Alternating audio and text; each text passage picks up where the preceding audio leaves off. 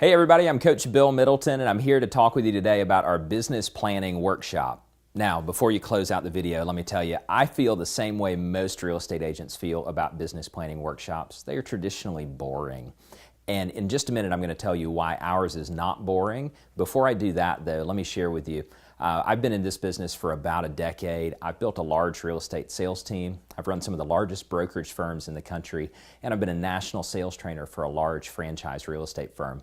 I've taken all of that knowledge, and now the bulk of my time is spent consulting real estate agents on a one-on-one basis, everything ranging from emerging talent real estate agents who are punching through the ceiling to their next level of success, all the way up to mega agent teams and large brokerage firms.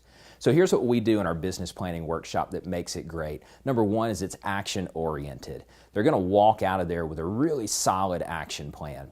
The biggest mistake I see people make in business planning is that they don't really have the emotional attachment to the plan. So let me give you an example.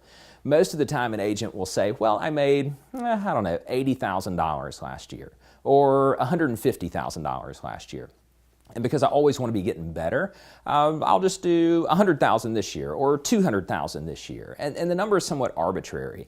One of the first exercises we do in the class is saying, let's talk about intermediate and long-range plans and goals, both personally and professionally. Then bring that all the way back to today.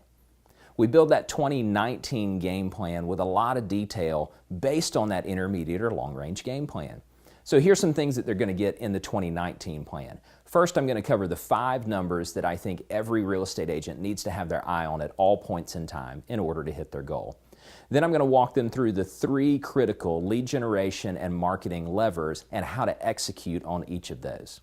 Inevitably, we'll get questions about organizational chart, how to hire, when to hire, how to compensate those people. That typically leads into discussions about budgets and return on investment, things of that sort. One of the top questions I get from people is about time management.